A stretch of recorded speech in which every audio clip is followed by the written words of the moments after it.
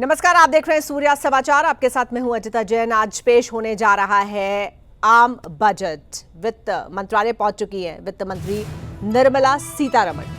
मोदी 3.0 सरकार का ये पहला बजट है जो आज वित्त मंत्री निर्मला सीतारमण पेश करने वाली हैं। लगातार 7वीं बार निर्मला सीतारमण बजट पेश करेंगी बतौर वित्त मंत्री। सुबह 11 बजे बजट पेश किया जाएगा। सत्र से पहले संसद भवन में केंद्रीय कैबिनेट की बैठक भी होगी। तो वित्त मंत्री निर्मला सीतारमण आज पेश करने वाली हैं आम बजट। पूर्णकालिक बजट जो है वो पेश करेंगी और वित्त मंत्री जो है वो वित्त मंत्रालय पहुंची। लगातार 7वीं बार वित्त मंत्री निर्मला सीतारमण आज बजट पेश करने जा रही है और सभी को मोदी 3.0 सरकार के इस पहले बजट से काफी ज्यादा उम्मीदें हैं। देखना होगा आज वित्त मंत्री के पिटारे से किसके लिए क्या सौगात निकलती है। मोदी सरकार का ये तीसरा कार्यकाल है और उसका ये पहला बजट है। सभी को खासी उम्मीदें इस बजट से हैं। तो तमाम राय मशवरों के बाद सलाहों का दौर चला, उसके बाद यह बजट तैयार किया गया है और देखना होगा कि आज के बजट में किस क्षेत्र को क्या मिलता है, किस पर ज्यादा फोकस सरकार का रहने वाला है।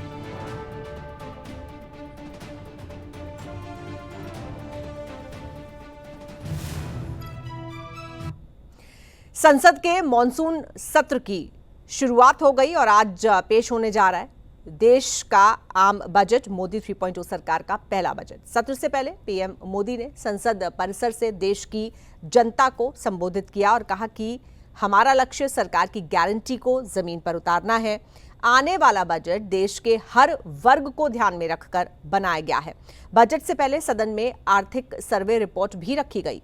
बजट को लेकर क्या है एक्सपर्ट्स की राय, आइए आपको दिखाते हैं एक रिपोर्ट के जरिए।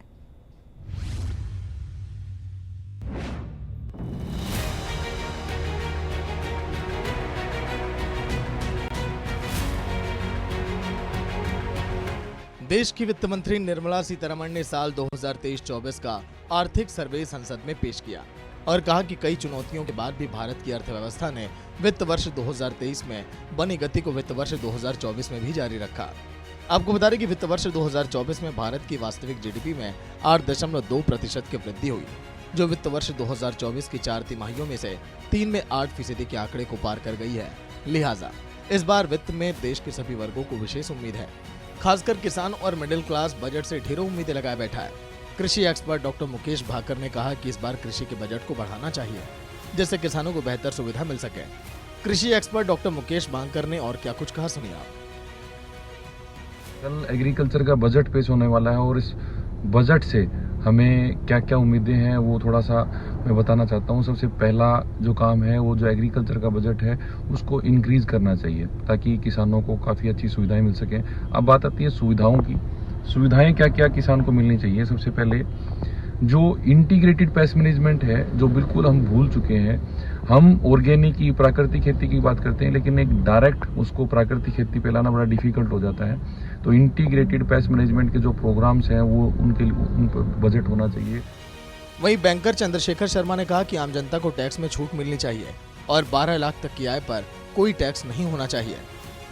जो नॉर्मल एक इंसान है वो बजट से एक्सपेक्ट करता है, चाहे वो टैक्स एग्जम्पशन लिमिट हो जिसको बढ़ाने की बातें आजकल करी जा रही हैं, और एक आम इंसान भी यही चाहता है कि जो वो टैक्स दे रहा है सरकार को उसमें किसी भी तरह की अगर रियायत हो तो उसके लिए एक बड़ी चीज़ है, उसके घर के लिए एक बड़ी चीज़ है, उसके आगे के भविष्य के लिए एक बड़ी चीज़ है।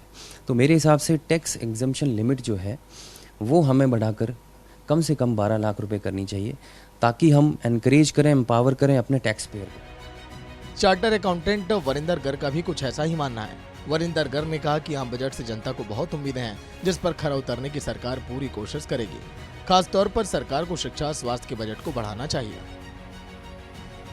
देखिए, जो बजट का प्रारूप है या बजट का मतलब ही ये है अपने आप में एक साधारण लैंग्वेज में जैसे आपने कहा भी किस क्षेत्र में ज़्यादा देना चाहिए, वो एक देश की, हर देश की, कोई भी देश हो दुनिया में, उसकी एक अपनी प्रायोरिटी रहती है भी किस सेक्टर में एलोकेशन ज़्यादा करें।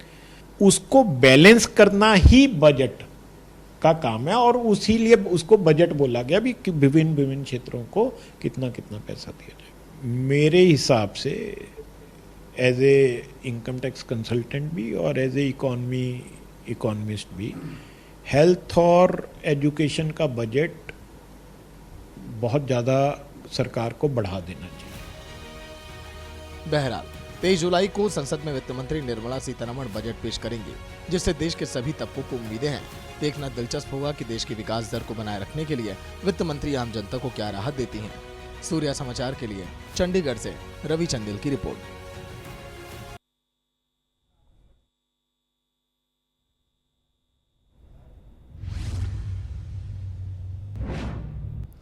तो बस तकरीबन 2 घंटे का समय और उसके बाद जो आम बजट है वो पेश कर देंगी निर्मला सीतारमण वित्त मंत्री।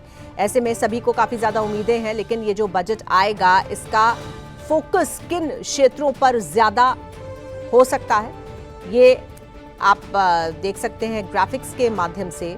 रोजगार सृजन पर जोर सरकार का इस बार के बजट में ज़्यादा रह सकता है।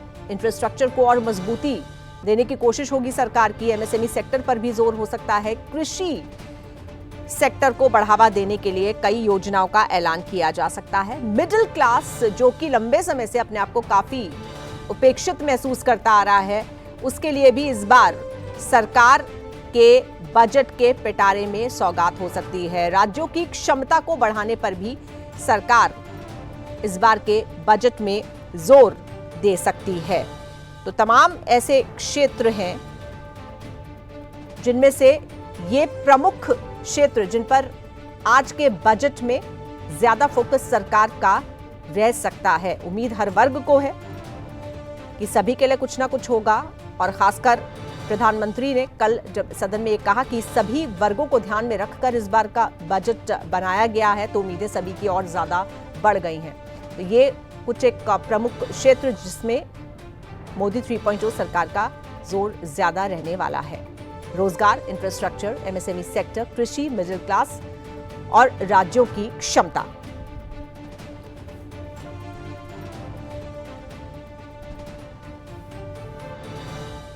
तो 11 बजे वित्त मंत्री निर्मला सीतारमण बजट पेश करेंगी और इस वक्त हमारे साथ 2 खास मेहमान कार्यक्रम में जुड़ रहे हैं। डॉक्टर रेणु अरोड़ा हैं जो कि अर्थशास्त्री हैं। आपका बहुत स्वागत है डॉक्टर रेणु अरोड़ा। और सतीश अरोड़ा जी हैं जो कि आईटी सेक्टर और स्टार्टअप एक्सपर्ट हैं। आपका भी बहुत बहुत स्वागत है Satish ji. Thank you. Doctor Renu Arora, सबसे पहले मैं आपके पास आती हूँ। मोदी सरकार का लगातार ये तीसरा कार्यकाल है और ये पहला बजट होगा जो तीसरे कार्यकाल का आज निर्मला सीतारमण जो फाइनेंस मिनिस्टर है वो पेश करेंगी। ऐसे में कल जो आर्थिक सर्वे आया था वो कहीं ना कहीं एक इशारा ज़रूर देता है कि किस तरह की सरकार की पॉलिसी आने वाले फिनेंशियल ईयर के लिए और लंबे समय के लिए भी रहने वाली है। साथ ही ये भी कि अगर हम इकोनॉमिक सर्वे की बात करें और उम्मीदों की बात करें तो आपको क्या लगता है जो अभी तक सरकार की नीतियां रही हैं, लगातार 7वां बजट पेश करेंगी फाइनेंस मिनिस्टर, तो क्या लगता है क्या उम्मीद आज के बजट से रखी जाए? सबसे पहले तो बहुत बहुत धन्यवाद मुझे इस पैनल में आमंत्रित करने के लिए। इसमें जो सरकार का मेन फोकस रहेगा job creation, railway infrastructure, roads का इंफ्रास्ट्रक्चर, महिलाओं की भागीदारी वर्क प्लेस पे बढ़ाने की सुनिश्चितता की जाएगी। किसानों की, जैसे उन्होंने पीछे 14 क्रॉप्स में एमएसपी की गारंटी सुनिश्चित करी, किसान सम्मान निधि की राशि को डिस्ट्रीब्यूट किया गया, तो उसके ऊपर जो है हमारा मेन फोकस रहेगा सरकार का। प्लस साइबर सिक्योरिटी, जैसे अभी पीछे माइक्रोसॉफ्ट का जो इशू हुआ उसको लेकर सरकार साइबर सिक्योरिटीज के लिए भी इस बजट में मेजर प्रोविजनिंग कर सकती है। एमएसएमई का जो 45 डेज का एक क्लॉज लास्ट ईयर लगाया गया था उस क्लॉज को कहीं ना कहीं हटाने की ज़रूरत है, और मुझे लगता है कि उसके ऊपर भी काम होगा। सेकेंडली, जो मेजर इसमें काम किया जाएगा, जिसमें हमारी वित्त मंत्री निर्मला सीतारमण जी ने भी कोट किया था, हेल्थ की ओबेसिटी लगातार बढ़ती चली जा रही है, जिसकी वजह से लोगों के हेल्थ पे इशू आ रहा है। तो मेरे हिसाब से हेल्थ का बजट जो है उसके ऊपर काम होगा। प्लस जो लोग मार्केट में काम कर रहे हैं, इक्विटी मार्केट में काम कर रहे हैं, रिटेल इन्वेस्टर जो है फ्यूचर एंड ऑप्शंस में बहुत ज्यादा काम कर रहा है, पर वो फायदा उनको नहीं मिल रहा। डॉक्टर रेणु अरोड़ा, आपको थोड़ा सा रोक रही हूँ, इसी बीच कुछ सीधी तस्वीरें हम अपने दर्शकों को दिखाना चाहते हैं। ये देखिए, ये फोटो अपॉर्चुनिटी अभी जो खत्म हुई है, वित्त मंत्री निर्मला सीतारमण को आप देख रहे हैं अपनी टीम के साथ, वो टीम जिसने ये बजट तैयार किया है उसके साथ फोटो सेशन हुआ, और अब वित्त मंत्री अपनी गाड़ी में बैठ गई हैं। वो निकली हैं राष्ट्रपति भवन के लिए, राष्ट्रपति द्रौपदी मुर्मू से मंजूरी लेने के लिए आज का बजट पेश करने की। तो ये फोटो सेशन जो कि एक परंपरा भी है और औपचारिकता भी, बजट बनाने वाली टीम के साथ, जो कि अभी अभी संपन्न हुआ है।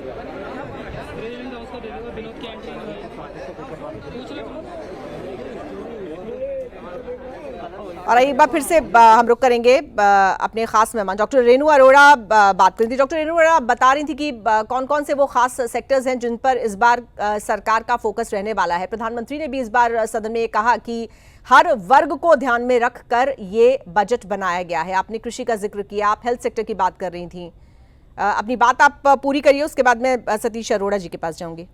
मैं कैपिटल गेन टैक्स के ऊपर बात कर रही थी जी। जरूर इस बार सरकार की तरफ से बजट में कोई ना कोई बड़ा कदम जो है वो उठाया जाएगा डेरिवेटिव सेगमेंट को लेकर, जिसमें लोग फ्यूचर एंड ऑप्शन में, जब रिटेल इन्वेस्टर काम करता है उसको वो फायदा नहीं मिलता, और डेरिवेटिव्स में रिटेल इन्वेस्टर की बढ़ती भागीदारी कहीं ना कहीं एक चिंता का विषय है, जिसके ऊपर लगाम लगाने के लिए कोई ना कोई इस पे प्रोविजनिंग जरूर आएगी। सेकंड, जो प्रोविजनिंग आने की उम्मीद की जा रही है, क्योंकि बैंक में लोगों ने एफडीज में पैसा इन्वेस्ट करना छोड़ दिया, तो जो बैंक एफडीज में पैसा है वो सीनियर सिटीजन का है या जिन्होंने टैक्स एफडीज कराई हैं।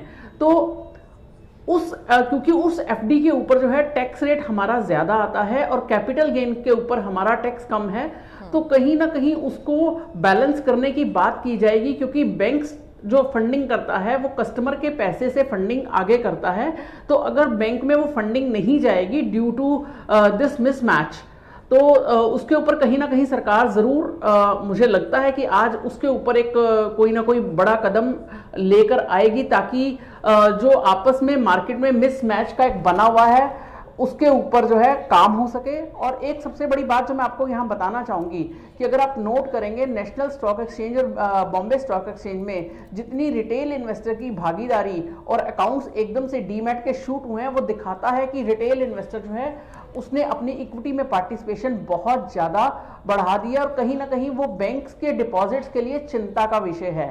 तो इस चीज को मद्देनजर रखते हुए मुझे लगता है कि कैपिटल गेन टैक्सेस के ऊपर आज एक बड़ा बदलाव देखने को मिल सकता है।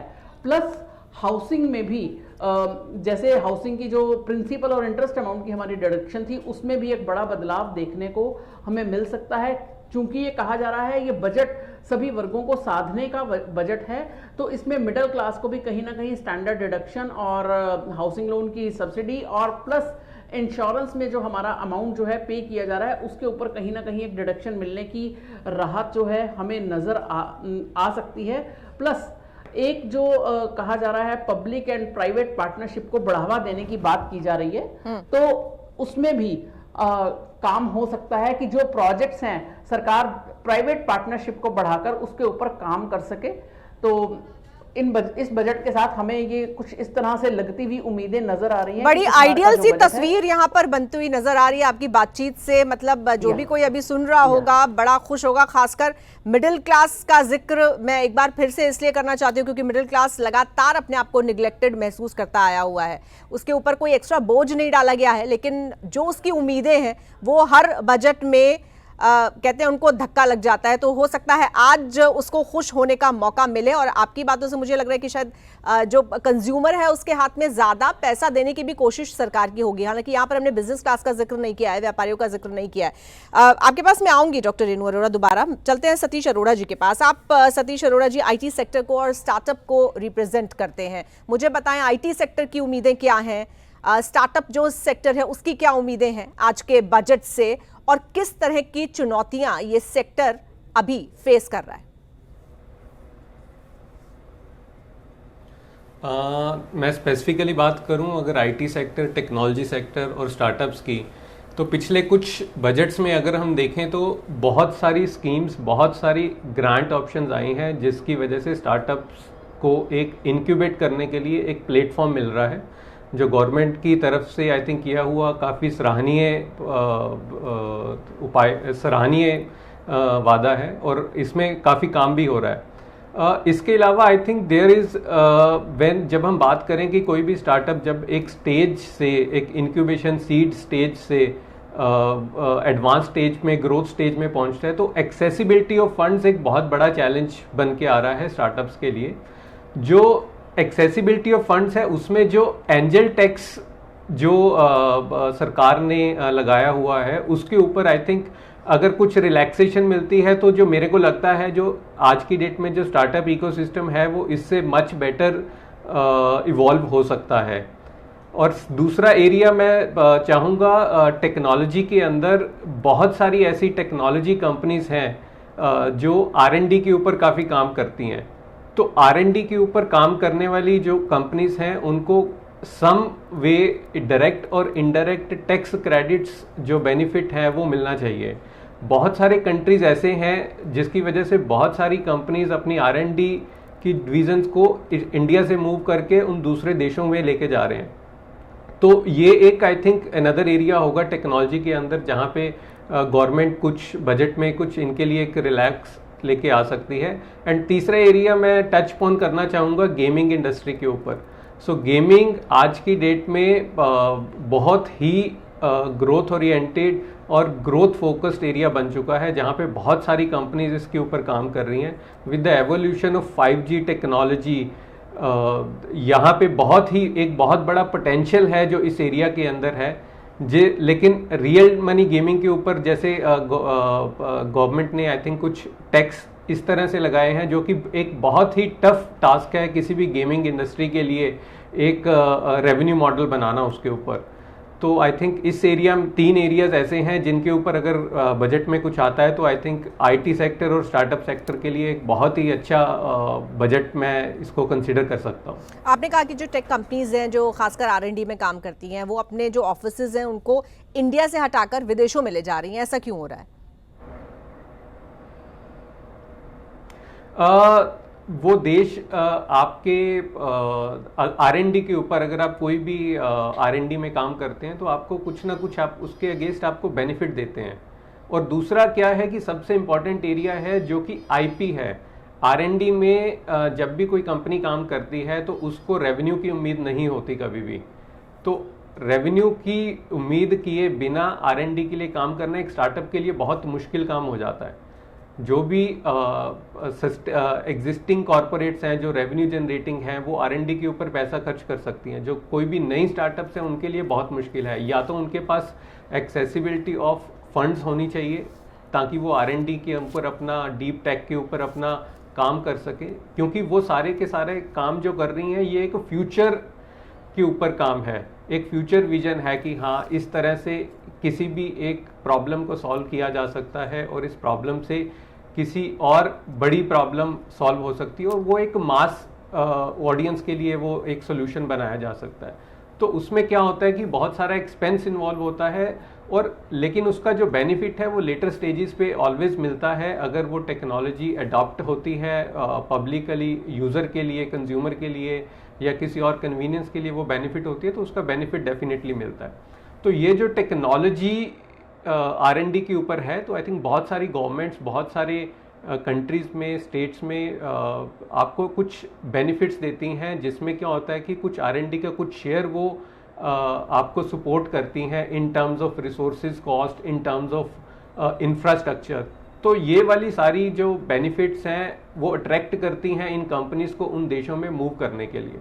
तो इसलिए क्या है कि जो स्टार्टअप कल्चर है वहां पे इवॉल्व ज़्यादा हो रहा है। दूसरा पॉइंट मैंने आईपी का टच ऑन किया, क्योंकि आज अगर आप जिस जगह पे बैठ के कोई भी R&D कर रहे हो, वो R&D उस जगह का एक आईपी बन जाता है।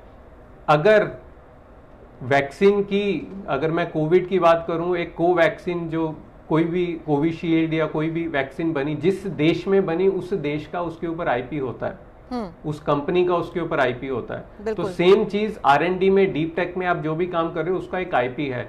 उसका जो लॉन्ग टर्म बेनिफिट है वो उस कंट्री को मिलेगा जिस कंट्री में वो कंपनी एस्टेब्लिश होती है। तो मेरे को लगता है कि अगर इस डायरेक्शन में सोचा जाए तो आई थिंक बहुत फ्यूचर है अगर इस आईपी वर्ल्ड और R&D के ऊपर कुछ लेके आते हैं। आईपी आप जो कह रहे हैं, अगर मैं आसान और सरल भाषा में इसको कहूं तो ये पेटेंट है जिसकी आप बात कर रहे हैं। यस, इट इंटेलेक्चुअल प्रॉपर्टी जिसको हम बिल्कुल बिल्कुल ठीक है, क्योंकि बजट का समय एक ऐसा समय होता है जब एक्सपर्ट्स के साथ चर्चा हो जाती है, लेकिन आम लोग जो हैं वो बहुत सीधी सरल भाषा में बजट और इसकी बारीकियों को समझना चाहते हैं। तो हमारी कोशिश यही होती है कि हम बिल्कुल आम आदमी के लिहाज से बजट पर चर्चा करें, ताकि हर कोई जो इस कार्यक्रम को देख रहा है वो समझ पाए किसकी बात हो रही है। इसी बीच आप दोनों मेहमानों से गुजारिश है, आप बने रहिएगा हमारे साथ। कुछ आम लोगों की उम्मीदें हम दिखाना चाहते हैं कि लोग आज के इस बजट से क्या उम्मीद रखते हैं, वो अपने लिए क्या चाहते हैं, कौन सा वर्ग क्या चाहता है। आइए देखते हैं कुरुक्षेत्र के लोगों की उम्मीदें।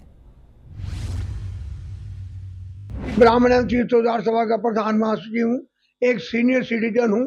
सीनियर सिटीजन के नाते मेरी केंद्रीय सरकार से उम्मीद है कि कोरोना काल में जो सीनियर सिटीजन को रेल में 50% कंसेशन की सुविधा समाप्त कर दी गई थी, इस बार इस बजट में हमारी जो वित्त मंत्री हैं वो इसको बहाल करेंगी ताकि सीनियर सिटीजन को फायदा मिल सके। और इसी के साथ साथ मैं चाहूँगा सीनियर सिटीजन को इनकम टैक्स की रिबेट भी मिलनी चाहिए। और इसके अलावा उम्मीद रखूँगा सरकार से कि वो देश में सीनियर सिटीजन के अलावा जो युवाओं में बेरोजगारी बढ़ रही है उसके लिए भी कदम उठाएगी और इनकम टैक्स में भी रिबेट देगी। इस प्रकार की उम्मीद मेरी केंद्रीय सरकार। आम आदमी केंद्र सरकार से और माननीय सीतारमण जी से हाथ जोड़कर रिक्वेस्ट करते हैं कि जो अब की बार बजट पेश होने जा रहा है वह गरीब, शिक्षा और स्वास्थ्य के ऊपर खासकर ध्यान रखें, क्योंकि देश के अंदर सिर्फ और सिर्फ शिक्षा, स्वास्थ्य की इतनी कमियां हैं, धरातल के ऊपर बहुत ही ज़्यादा कमी है। तो हम उनसे ये उम्मीद करते हैं कि शिक्षा पे और स्वास्थ्य पे बहुत अधिक ध्यान रखें और हमारे देश की सुरक्षा के ऊपर भी उन्हें ज़्यादा ध्यान रखना है, क्योंकि हमारे चारों तरफ हमारे जो पड़ोसी देश हैं वो हमेशा कोई ना कोई चालें चलते रहते हैं। उनके लिए भी हमें बजट में ध्यान रखना है ताकि हमारी जो रक्षा कर रहे हैं देश की सीमाओं पर, उनके लिए भी ध्यान रखना है। बात जहाँ तक है, हम ये उम्मीद करते हैं कि ये सरकार कोई भी ऐसी चीज़ों पे पैसा खर्च करे जिससे रोजगार बढ़े, MSME बढ़े, बड़ी इंडस्ट्री बढ़े, MSME पे ज़्यादा ध्यान दे। छोटी छोटी इंडस्ट्री जो नोटबंदी की वजह से बंद हो गई हैं वो दोबारा से उनको चलाने पे सरकार ध्यान दे। करोड़ों लोग बेरोजगार हो रहे हैं। और दूसरी बात मैं ये कहना चाहता हूँ कि महंगाई जो इस देश में बढ़ी है, खाद्यान्न का जो रेट बढ़े हैं, दालों के रेट बढ़े हैं, खाद्यान्न तेलों के रेट बढ़े हैं, उसको नीचे लाने का प्रयास करें ताकि आम लोगों को राहत मिले, गरीब लोगों को राहत मिले। ये चाहता हूँ मैं। किसानों के लिए MSP हो, शिक्षा में सुधार हो, स्वास्थ्य के लिए बजट में सुधार हो, ये जरूरी। और जैसे दवाई हैं, यूरिया वगैरह, इनके रेट डाउन हो जाएं, खाद्यों के, दवाइयों के, और शिक्षा की तरफ ज़्यादा ध्यान दिया जाए, उसको बजट ज़्यादा दिया जाए। तो बड़ी आम सी उम्मीदें हैं आम आदमी की। चलते हैं एक बार फिर से डॉक्टर रेणु अरोड़ा के पास। डॉक्टर रेणु अरोड़ा, जब भी आम आदमी से कभी बात होती है कि आप क्या चाहते हैं बजट में, आपको क्या उम्मीद है, तो बहुत छोटी छोटी सी उम्मीदें वो जाहिर करते हैं। कोई कहता है कि किचन का बजट, महिलाएं अक्सर कहती मिलती हैं कि फलां चीज़ सस्ती हो जाए तो मेरा किचन का बजट जो है वो कंट्रोल में आ जाएगा। मिडिल क्लास कहता है मुझे टैक्स में थोड़ी सी छूट मिल जाए, किसी को रेलवे में छूट चाहिए, किसी को पेंशन में थोड़ी सी बढ़ोतरी चाहिए। तो ये आम आदमी के लिहाज से हम कह सकते हैं कि ये आम सी उम्मीदें हैं। लेकिन जब सरकार बात करती है, जब सरकारी भाषण होते हैं, तो उसमें कहा जाता है कि 2047 विकसित भारत, कहा जाता है $5 ट्रिलियन इकोनॉमी, कहा जाता है कि विश्व की तीसरी बड़ी अर्थव्यवस्था भारत को बनाने का लक्ष्य है। ये सारी बातें और आम आदमी की जो छोटी छोटी बातें हैं, इन दोनों का सामंजस्य कैसे होता है, कैसे ये बातें इसमें फिट होती हैं? आम आदमी इस पूरी बड़ी स्कीम में कहाँ फिट होता है इन सब चीज़ों में? Budget means to balance between the income and expenses. उस एक्सपेंसेस में हर वर्ग के लिए एक प्रोविजनिंग होती है, चाहे वो स्कीम्स के जरिए हो और चाहे वो किसी कैपेक्स के ऊपर खर्चे को लेकर हो। सपोज अगर सरकार रेलवे इंफ्रास्ट्रक्चर का एक कैपेक्स एलोकेशन करती है तो उसमें डिफरेंट तरह की कंपनीज को काम मिलता है। जब काम मिलता है तो उसके से आपकी एम्प्लॉयबिलिटी बढ़ती है। एम्प्लॉयबिलिटी बढ़ेगी तो लोगों के हाथ में नए रोजगार का जब सृजन होगा तो लोगों को वहां से वो पैसे आएंगे, और जब वो पैसा मार्केट में आएगा तो एक सर्कल बनता है। तो उस तरह से बजट में वो चीज़ों को मैच करने की कोशिश की जाती है। जैसे अब भी जो मैं सुन रही थी कि हमें यहाँ पे तिल और तलहन और ये दालों के रेट जो है बहुत बढ़ गए हैं। अब समझना पड़ेगा लोगों को कि जैसे जैसे ग्लोबली भी चीज़ों का इम्पैक्ट जो है हमारे इंडिया पे आता है, अगर खाद्यान्न की जो एरिया है वो लगातार घटता चला जाएगा और हम लोग हाउसिंग में उसको कन्वर्ट करते चले जाएंगे, तो ऑटो मोड में जब इन चीज़ों की उपलब्धता कम होगी तो उसके रेट्स जो हैं बढ़ेंगे। यहाँ पे डिमांड एंड सप्लाई का रूल लागू होगा। सीनियर सिटीजन अपनी एक डिमांड रखता है कि मेरे एफडी के ऊपर रेट ऑफ इंटरेस्ट ज़्यादा हो या हेल्थ के ऊपर मेरा ध्यान दिया जाए। वो एक वैलिड पॉइंट है। हेल्थ जो है, सोशल सुरक्षा जो है, जो हमारे बाहर के देशों में उपलब्ध है और हमारे इंडिया में अभी उसके ऊपर बहुत काम होने की ज़रूरत है। उसके ऊपर वर्किंग नहीं कोई बहुत ज़्यादा हुई है, तो उसके ऊपर एक वर्किंग करने की ज़रूरत है कि ताकि एक ओल्ड एज में लोगों को ये डर ना रहे कि हमारे पास कोई नहीं है तो हमारी हेल्थ के ऊपर कोई ध्यान देने वाला नहीं है, जिसका मैंने पहले भी जिक्र किया कि गवर्नमेंट हेल्थ सेक्टर के ऊपर पहले भी फोकस रही है और अब भी फोकस रहेगी।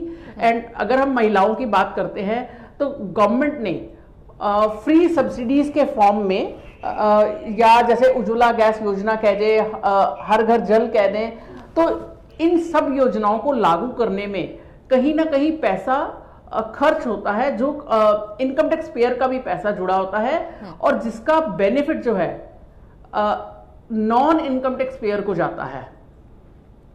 क्योंकि सरकार को उन सब चीजों में बैलेंस करके चलना पड़ता है। तो बिना बैलेंस किए अगर एक तरफ से कहीं से तो सरकार इनकम जनरेट करेगी तभी तो दूसरे लोगों को या देश की प्रगति में योगदान तभी दे पाएगी। आम आदमी की उम्मीदें जो हैं अपनी जगह पे जायज हैं, पर सरकार क्या सभी उम्मीदों पे खरी उतर पाएगी? वो पॉसिबल नहीं होता, क्योंकि सभी वर्गों को, सभी चीजों को और धरातल पर कहां पर किस चीज को इंप्लीमेंट करने से क्या डिफिकल्टी आती है, वो जो उस टाइम पे पेपर बना रहा है उसको देखना पड़ता है। अभी जैसे मैंने आपसे बात की थी पब्लिक प्राइवेट पार्टनरशिप, क्योंकि सरकार के भी अपने एक लिमिटेड रिसोर्सेज हैं। जब प्राइवेट लोग जो हैं जिनके पास एक पैसा एक्सेस उसमें है और वो सरकार के साथ मिलकर किसी प्रोजेक्ट पे काम करते हैं तो दोनों को ही फायदा होता है। ठीक है डॉक्टर रेणु अरोड़ा, इस बातचीत को हम जारी रखेंगे, कुछ और बेहतर तरीके से समझेंगे, कुछ और भी पहलू हैं इस पूरी बातचीत के, उन पर भी आएंगे। एक बहुत छोटे से ब्रेक का यहाँ पर वक्त है, बहुत जल्द लौटते हैं। इस ब्रेक के बाद ये चर्चा जारी है।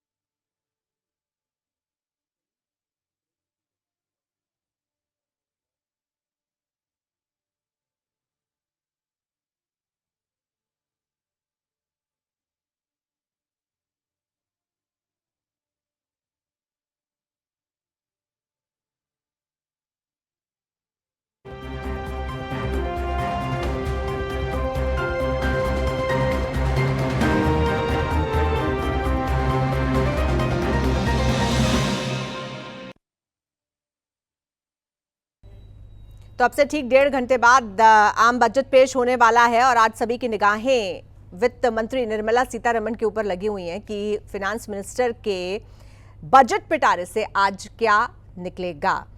और आपको बता दें कि 11 बजे पेश करेंगी बजट। उससे पहले राष्ट्रपति द्रौपदी मुर्मू से मंजूरी लेने के लिए निकली हैं वित्त मंत्री। तो आज मोदी 3.0 का पहला बजट है जो वित्त मंत्री पेश करने जा रही हैं और ये रिकॉर्ड होगा। 7वीं बार लगातार बतौर वित्त मंत्री निर्मला सीतारमण ये बजट पेश करेंगी। तो अमृतकाल का बजट इसको कहा गया है, उम्मीदों का दिन है। हर वर्ग को अपने लिए कुछ ना कुछ रियायत की, राहत की उम्मीद है। और ये तस्वीर जो आप देख रहे हैं अब से कुछ देर पहले की है जब वित्त मंत्री ने अपनी टीम के साथ ये फोटो सेशन करवाया था बजट की कॉपी दिखाते हुए वित्त मंत्री। और इसके बाद वो निकली राष्ट्रपति भवन के लिए। मोदी सरकार का तीसरा कार्यकाल है और उसका ये पहला बजट। इस साल 1 फरवरी को अंतरिम बजट पेश किया गया था। उसके बाद देश में आम चुनाव हुए। एक बार फिर से मोदी सरकार सत्ता पर आसीन और ये तीसरी सरकार का पहला बजट।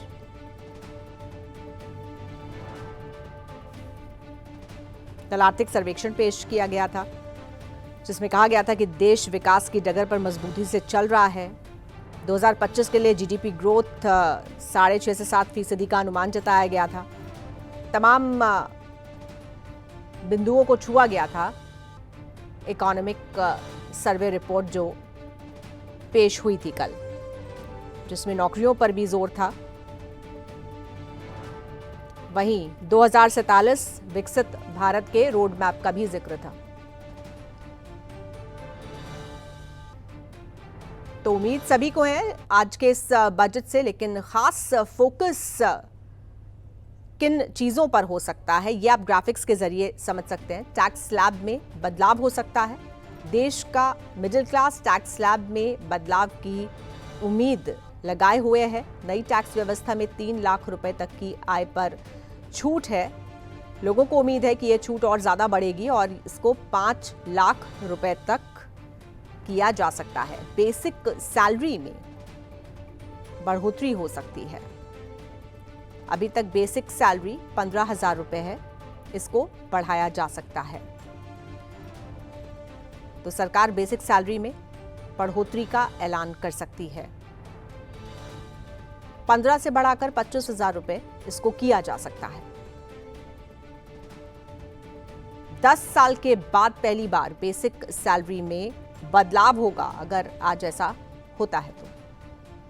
किसान क्रेडिट कार्ड की लिमिट बढ़ सकती है बजट में। अभी साल में किसानों को 6,000 रुपए मिलते हैं। इसकी लिमिट बढ़ाकर 8,000 रुपए सालाना की जा सकती है। तो और भी तमाम ऐसी बातें हैं जो आज के बजट में सम्मिलित हो सकती हैं। कृषि पर खासा फोकस सरकार का हो सकता है।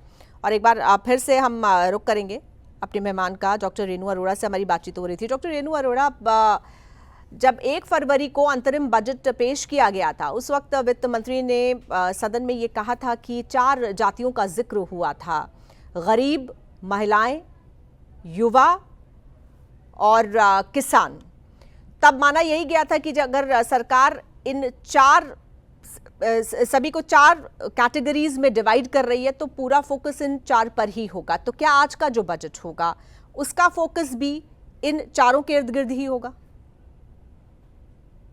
जैसे मैंने अपने लास्ट में आपको बताया था कि विमेन फोर्स की जो भागीदारी है वर्क प्लेस पे वो सुनिश्चित की जाएगी। किसानों को सम्मान निधि के जो 6,000 रुपये दिए जा रहे हैं उसको बढ़ाने की बात की जाएगी। प्लस जो एक MSP का था, पहले से इंडिकेशन आ गए थे कि 14 को तो ऑलरेडी 14 फसलों को तो कवर कर ही लिया गया है, मेरे हिसाब से इस बार और किसानों को सब्सिडीज और किसान सम्मान निधि में कहीं ना कहीं बढ़ोतरी देखने को मिल सकती है।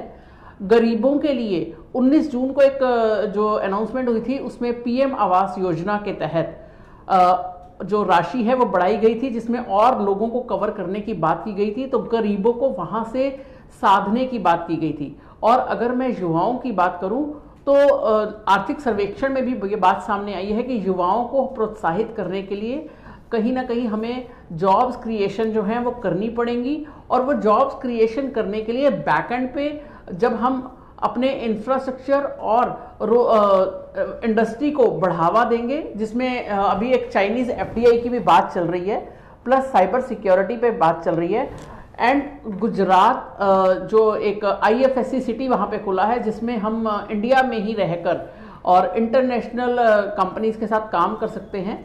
तो उस तरह के जो सरकार के प्रयास दिख रहे हैं वो इन चारों को साधने में दिख रहे हैं कि कहीं ना कहीं इन चारों में वो भागीदारी भी सुनिश्चित करना चाह रही है और इन लोगों को ज़्यादा फायदा देकर अपना जो है इनको आगे लाना चाह रही है। जैसे लखपति दीदी, ड्रोन दीदी, इस तरह की जो योजनाएं लेकर महिलाओं पे काम करती हुई सरकार नजर आ सकती है। और ये भी हो सकता है कि बजट में महिलाओं को टैक्स में कुछ स्पेशल जो है छूट दी जा सकती है।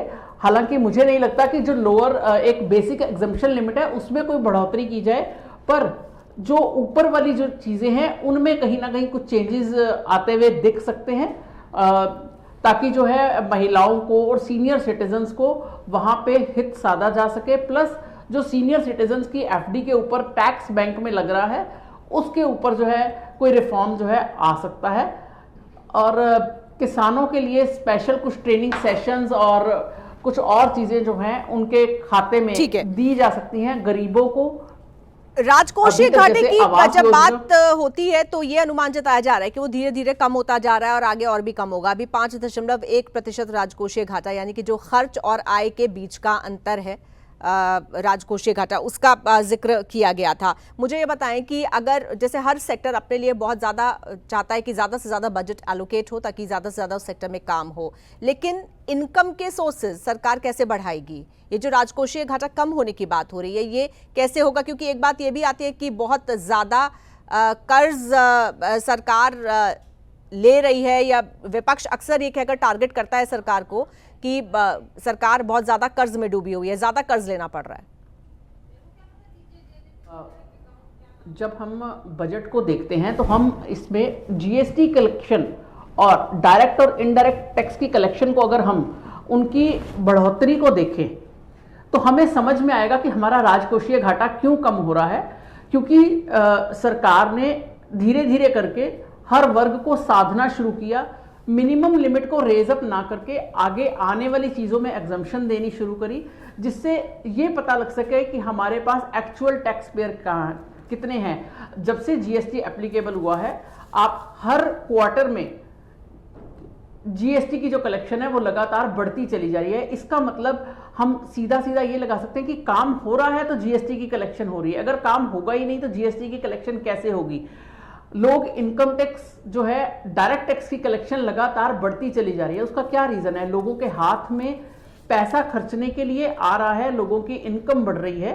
जैसे अभी आप बात कर रहे थे कि 15 से 25 हज़ार जो है बेसिक सैलरी को कर दिया जाएगा, जो हमारे ESIPF में लोग कवर होते हैं उनके लिए। तो जब वो सैलरी 25,000 होगी तो लोगों के हाथ में वो 10,000 का जो एक सिस्टम नया आएगा तो वो कहाँ कंज्यूम होगा? मार्केट में कंज्यूम होगा। जब वो मार्केट में कंज्यूम होगा तो वो लोगों की जो है बिजनेस में जो है बढ़ोतरी करेगा। एक तरफ से पेमेंट जो है लोगों के हाथ में जाएगी भी और लोगों की जो है कंजम्पशन पावर बढ़ेगी। तो सरकार का कहीं ना कहीं एम ये है कि लोगों की कंजम्पशन पावर जो है वो बढ़ाई जाए। उनके हाथ में जितना ज्यादा पैसा रहेगा वो आएगा तो अल्टीमेटली मार्केट में ही ना, या मार्केट में आएगा या सेविंग्स में जाएगा। इसीलिए सरकार इस बार सेविंग के ऊपर जो इंटरेस्ट मिलने वाला है उसके टैक्स को और इक्विटी एंड म्यूचुअल फंड के टैक्स को कहीं ना कहीं बैलेंस आउट करने की कोशिश जरूर करेगी। बिल्कुल ठीक है, चलते हैं सतीश अरोड़ा जी के पास। सतीश अरोड़ा जी जो कि आईटी सेक्टर और स्टार्टअप एक्सपर्ट है। सतीश अरोड़ा जी, आपने शुरू में ही मुझे बताया 3 सेक्टर्स का आपने जिक्र किया था, जिसमें आपने बताया कि इसको और ज़्यादा प्रोत्साहन की ज़रूरत है सरकार की तरफ से, जिसमें आपने गेमिंग का जिक्र किया, टेक कंपनी, R&D का खास तौर पर जिक्र किया और स्टार्टअप की बात की। स्टार्टअप हर कोई इसमें दिलचस्पी लेता है, हर कोई एक नया ट्रेंड, अभी नया नहीं है लेकिन अब हो गए, कुछ साल हो गए, लेकिन अभी भी लोग ज़्यादा से ज़्यादा स्टार्टअप की ओर आकर्षित होते हैं। ऐसे में कोई फिगर आपके पास है क्या, पिछले 1 साल में या पिछले 5 साल में कितने भारत में स्टार्टअप्स शुरू हुए होंगे और क्या सरकार किस तरह की फैसिलिटीज़ स्टार्टअप्स को मुहैया कराती है? और आपने कहा कि उसको और ज़्यादा बूस्ट की आवश्यकता है, तो वो कौन से एरियाज़ हैं जहां पर स्टार्टअप्स को और मदद सरकार से चाहिए?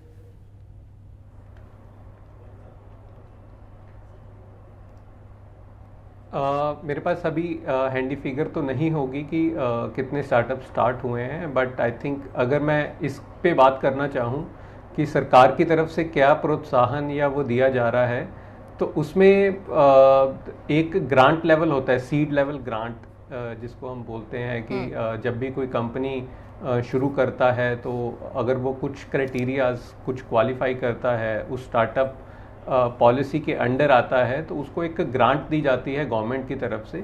सो उस ग्रांट से आई थिंक एक स्टार्ट किया जा सकता है किसी भी कंपनी को, कुछ बेसिक कॉस्ट आपकी कवर हो जाती है।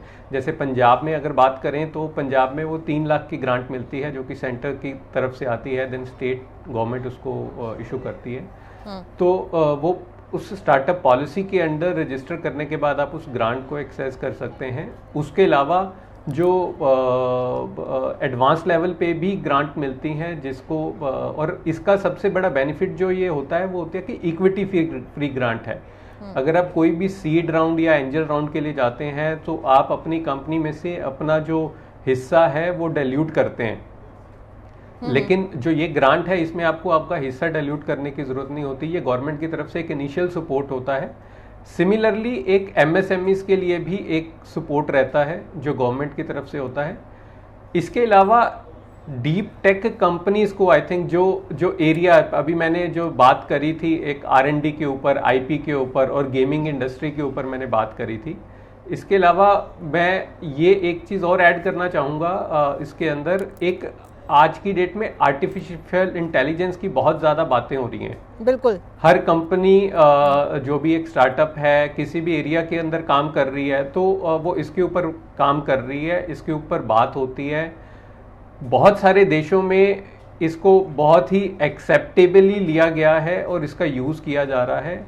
कुछ एक देशों ने इसको बैन भी करने की कोशिश करी है एक लिमिट के बाद, कि जहाँ पे ये उनको ये लगता है कि ये हमारी सोसाइटी के लिए या ह्यूमंस के लिए आने वाले टाइम में this will eat their jobs. तो वो मेरे को लगता है कि जिस देश में हम हैं, हम सबसे बड़ी पॉपुलेशन है इस दुनिया के लिए जो कि एक्सेसिबल है पूरे वर्ल्ड के लिए, और इस सोसाइटी के अंदर जो हमारी प्रॉब्लम्स हैं बहुत ही डिफरेंट हैं उन देशों से जो आज की डेट में डेवलप्ड नेशंस के बारे में बात करते हैं।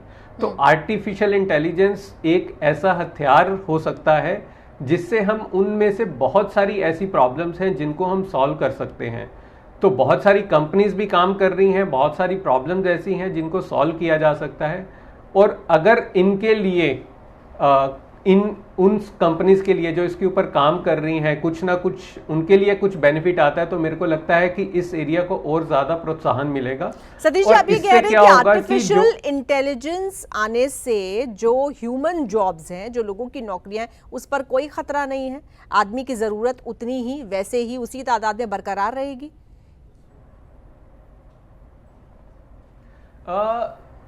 आज से अगर मैं 30 साल 40 साल पहले की बात करूं, जब कंप्यूटर्स आने शुरू हुए थे बैंकिंग के अंदर, तो बहुत सारा एक रिवोल्ट जिसको हम बोल सकते हैं कि आ रहा था कि अगर ये कंप्यूटर्स आएंगे तो हमारा सारा डाटा कहीं और चला जाएगा, पैसे हमसे नहीं मिल पाएंगे। और बहुत सारे एम्प्लॉयज़ की तरफ से था कि यार ये जो हमारी जो नौकरियां हैं वो खा जाएंगे। लेकिन अगर आप आज देखिए तो तो बैंकिंग सेक्टर जिस हिसाब से ग्रो किया है, जिस हिसाब से उसका पोटेंशियल निकल के आया है, तो आज की डेट में जो ह्यूमन की ज़रूरत है वो कुछ और इनोवेटिव क्रिएटिव वर्क के ऊपर ज़्यादा है। जो काम जो कि बिल्कुल एक ही तरीके से और एक ही प्रोसेस से होता है, आर्टिफिशियल इंटेलिजेंस उस काम को करने में आपकी सहायता करता है। तो हमें, अगर हम इसका यूज़ नहीं ले रहे हैं, so then it is a challenge, जो मेरे को लगता है।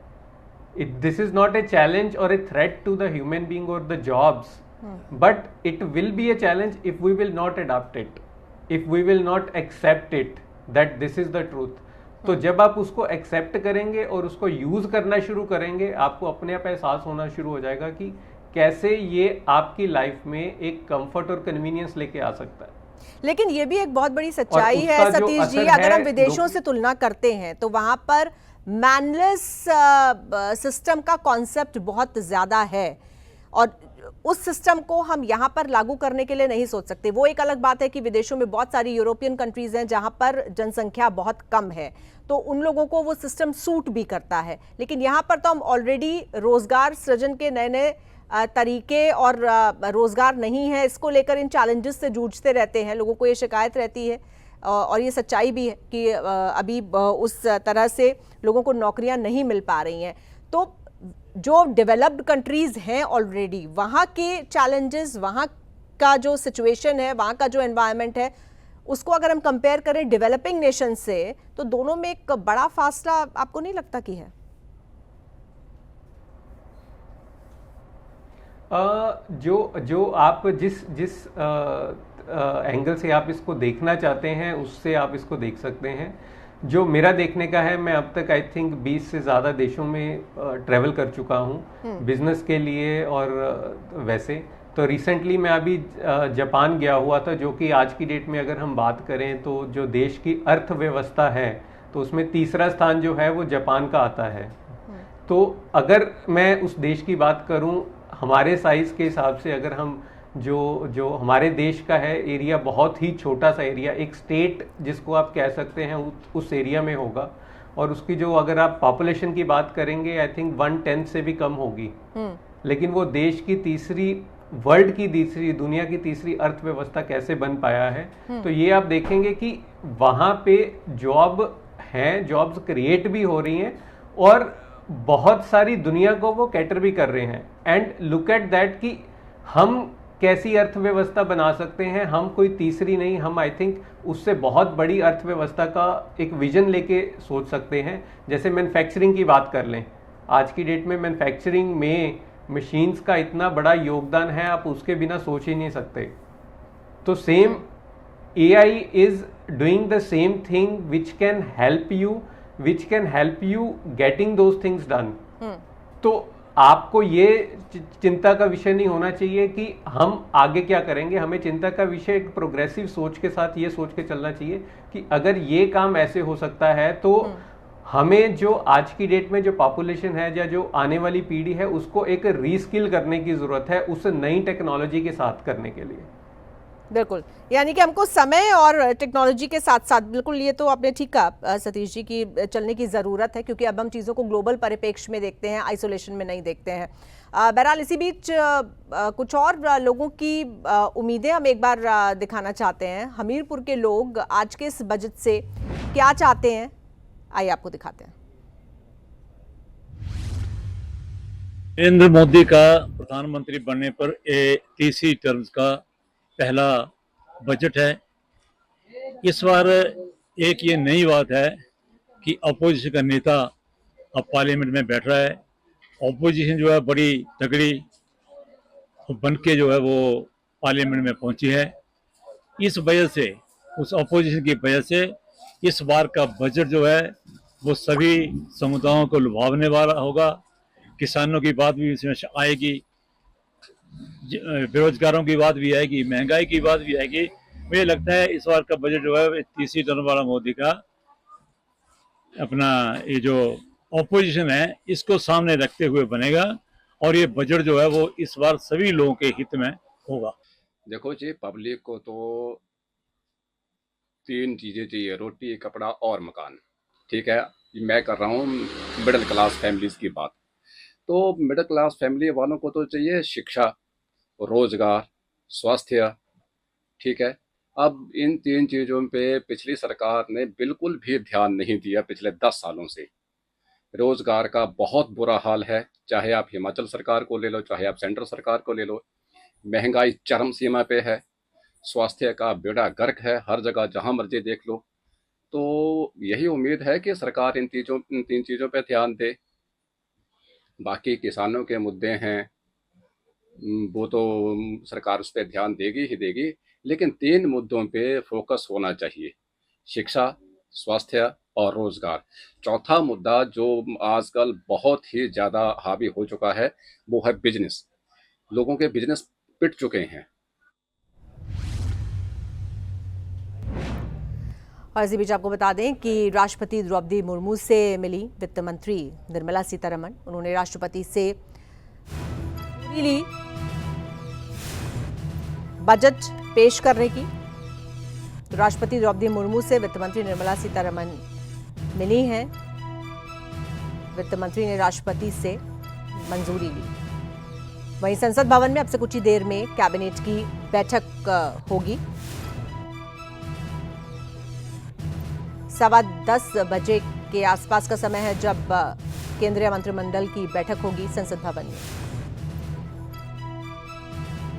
तो वित्त मंत्री राष्ट्रपति से मिली हैं और बजट पेश करने की मंजूरी राष्ट्रपति से ली है। अब इसके बाद वित्त मंत्री और वित्त राज्य मंत्री बजट के साथ संसद पहुंचेंगे और यहां पर एक फोटो सेशन होगा।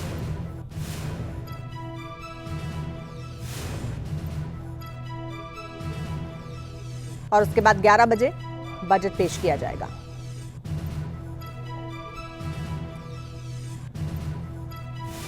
अब से थोड़ी देर में केंद्रीय मंत्रिमंडल की बैठक होने वाली है संसद भवन में। उससे पहले वित्त मंत्री राष्ट्रपति द्रौपदी मुर्मू से मिली और उनसे बजट पेश करने की स्वीकृति ली है।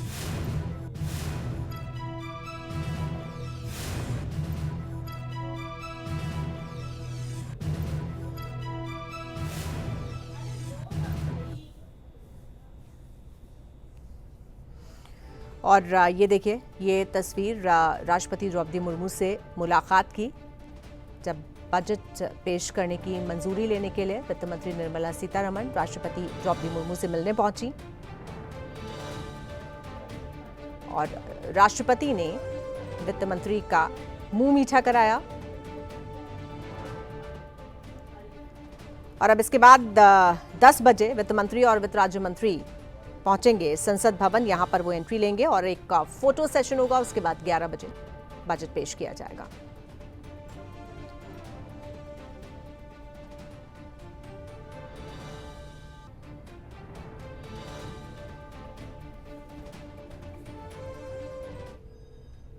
और फिलहाल वक्त एक छोटे से ब्रेक का है। बहुत जल्द हाजिर हो रहे हैं इस ब्रेक के बाद।